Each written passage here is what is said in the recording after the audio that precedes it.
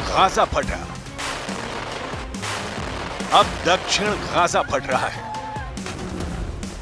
Israel पूरे Gaza को मिट्टी में मिला रहा है। सीज फायर खत्म होने के बाद गाजा को खत्म करने की तस्वीरें फिर से आनी शुरू हो चुकी हैं। लेकिन गाजा पर मौत बरसाने वाली तबाही के पीछे इजरायल ही नहीं बल्कि अमेरिका का असलहा है।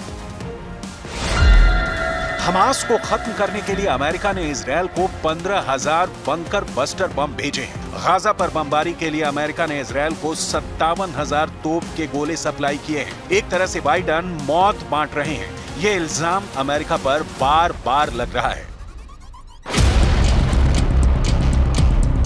अब 15,000 बंकर बस्टर बम बांटकर बाइडन ने इजरायल को बता दिया है कि हमास के खत्म होने तक, गाजा की एक एक इमारत के तबाह होने तक अमेरिका नेतन्याहू के साथ है।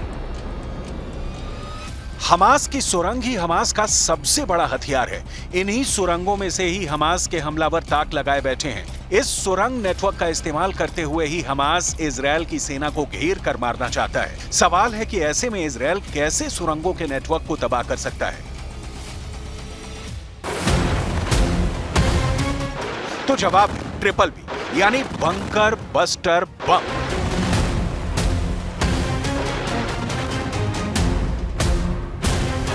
ये ऐसा बम होता है जो बंकर को भेद कर फटता है। ये गहराई में छुपे दुश्मन को मार डालता है। ये पाताल तक पहुंचकर ऐसा ब्लास्ट करता है कि टारगेट से बचने की उम्मीद पूरी तरह खत्म हो जाती है। इसीलिए इसे कहा जाता है बंकर बस्टर बम। इजरायल को अमेरिका से कई तरह के बहुत ही खतरनाक बंकर बस्टर बम मिल चुके हैं जो हमास की सुरंग को तबाह कर सकते हैं। पहला है GBU-28, दूसरा है GBU-72, तीसरा है GBU-57। נמשיך במלחמה עד שנשיג את כל מטרותיה. ואי אפשר להשיג מטרות אלה ללא המשך התמרון הקרקעי. התמרון הקרקעי היה הכרחי כדי להביא את התוצאות עד עכשיו, והוא הכרחי כדי להביא את התוצאות בהמשך.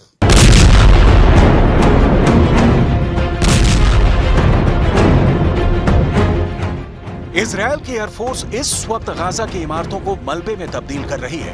इसमें ज्यादातर धमाके ऐसे हैं जो हमास की बजाय आम लोगों को निशाना बना रहे हैं। 15,000 से ज्यादा मौत हो चुकी है और इनमें हमास के गिने चुने कमांडर मारे गए हैं, जबकि इजरायल की बमबारी में 6,500 से ज्यादा बच्चों की जान जा चुकी है। हमास को मारने के लिए इजरायल बेतरतीब बमबारी कर रहा है क्योंकि इजरायल का कहना है कि वो हमास को खत्म करने के लिए गाजा का कोई कोना नहीं छोड़ेगा और जाहिर है कि इजरायल को अमेरिका की मदद जारी रहेगी।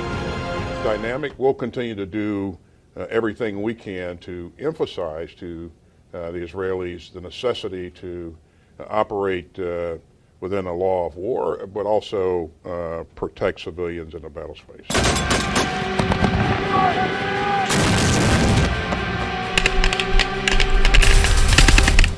हमास का सुरंग नेटवर्क कहां तक फैला हुआ है, इसके बारे में इजरायल की खुफिया एजेंसी मोसाद तो पहले ही पूरी तरह फेल साबित हो चुकी है। वैसे हमास की सुरंगों के नेटवर्क को खत्म करने के लिए इजरायल की एयरफोर्स 3 तरह के बहुत महंगे बंकर बस्टर बम इस्तेमाल करती आ रही है। इजरायल का GBU-28 bunker buster bomb 6 metre मोटी कंक्रीट की परत को पार कर सकता है। सुरंग ज्यादा गहरी है तो GBU-72 बम है, ये 30 मीटर मोटी कंक्रीट को भेद सकता है। तीसरा बम सबसे ज्यादा खतरनाक है, ये है GBU-57 जो 60 मीटर की सतह को भेदने के बाद तबाही मचाता है। यानी जमीन के 60 मीटर गहराई में छुपना भी मौत से नहीं बचा पाएगा।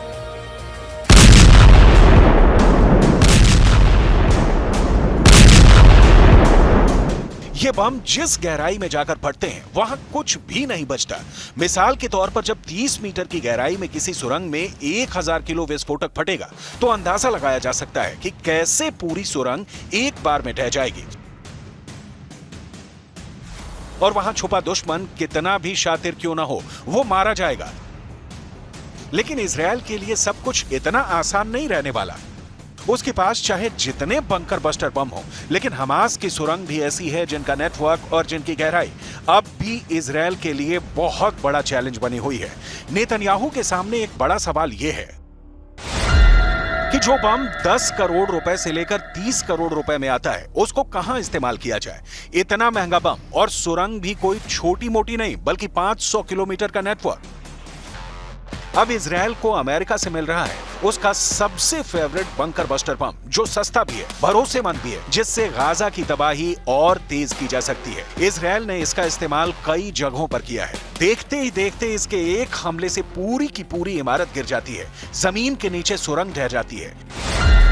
इस बम का नाम है BLU-109। 870 किलो का ये बम 7 फीट 11 इंच लंबा होता है। 370 मिलीमीटर की गोलाई होती है। सबसे खास बात यह कि इसकी कीमत सिर्फ $21,000, जो बाकी बंकर बस्टर बम के मुकाबले काफी कम है। यही वजह है कि अमेरिका ने इजराइल को ये बम बड़ी तादाद में सप्लाई कर दिए हैं।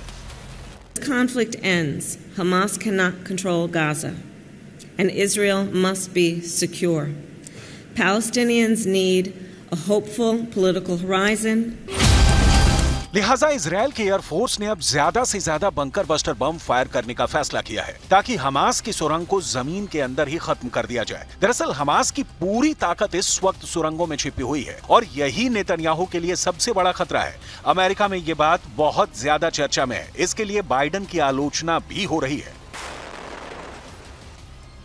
कि गाजा पर बमबारी के लिए अमेरिका ने इजराइल को 5000 से ज्यादा MK-82 मार्क 82 बम दिए हैं। ये अनगाइडेड बम होते हैं। इसके अलावा अमेरिका ने करीब 5500 MK-84 बम दिए हैं। इसके अलावा 1000 GBU-39 स्मॉल डायमीटर बम सप्लाई किए हैं। साथ ही 3000 से ज्यादा JATM यानी ज्वाइंट डायरेक्ट अटैक म्यूनिशन बम भी भेजे हैं। מאמץ חובק עולם, המוסד, צוות המשא ומתן, השב"כ, צה"ל, וקיימתי קשר ישיר ויומיומי עם הבית הלבן.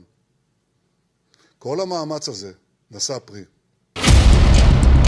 गाजा में चाहे ऊपर बड़ी बड़ी इमारतें ढहाई जा रही हैं, रिहायशी इलाके पूरी तरह मलबे वाला कब्रिस्तान बन चुके हैं। वहां जमीन के नीचे हमास का ऐसा जाल फैला हुआ है कि उसका बाल भी बांका करना नेतन्याहू और उनकी फौज के लिए पसीने छुड़ाने जैसा होगा। अब तक इजराइल ने कितने बंकर बस्टर बम इस्तेमाल किए, ये बात पुख्ता तौर पर नहीं कही जा सकती, लेकिन इजराइल का दावा है कि उसने हमास की करीब 800 सुरंग तबाह कर दी है।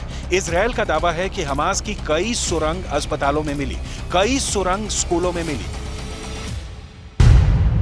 गाजा के इस मैप पर आप हमास का टनल नेटवर्क देख सकते हैं। गाजा के अंदर ये नेटवर्क 500 किलोमीटर का बताया जाता है और कई जगह ये सुरंग 500 फीट की गहराई में है, यानी सतह से करीब 150 मीटर नीचे है। ये इतनी गहराई है जहां पर कोई बंकर बस्टर बम नहीं पहुंच सकता। इसलिए नेतन्याहू को सुरंग नेटवर्क को तबाह करने के लिए बहुत सटीक इंटेलिजेंस चाहिए होगी और ये काम मोसाद ही कर सकता है। इजराइल की सैटेलाइट नेटवर्क को भी अब तक इस नेटवर्क का पता करने में कोई कामयाबी नहीं मिली है। लेकिन गाजा युद्ध का दूसरा सच ये भी है कि हमास के चुनिंदा कमांडरों को मारने के लिए इजराइल हद से ज्यादा बमबारी कर रहा है और इसका टारगेट आम लोग बन रहे हैं। सीज फायर तक उम्मीद थी कि यह युद्ध नए समझौते के साथ रुक जाएगा या फिर इजराइल की रणनीति बदलेगी, लेकिन अब उसने जो हाल उत्तरी गाजा का किया वही हाल वो दक्षिणी गाजा का कर रहा है। जबकि इजराइल ने ही उत्तरी गाजा से लाखों लोगों को दक्षिण की तरफ जाने की वार्निंग दी थी। गाजा में 15,000 मौतों के बाद पहले ही गुस्सा पूरे पश्चिम एशिया में भड़क चुका है। अगर दिसंबर में ये युद्ध नहीं रुका तो समझ लीजिए कि 2024 का साल 2023 से भी ज्यादा खून खराबे वाला होगा और इसकी वजह से दुनिया में कई बड़े युद्ध शुरू होने का खतरा बढ़ जाएगा।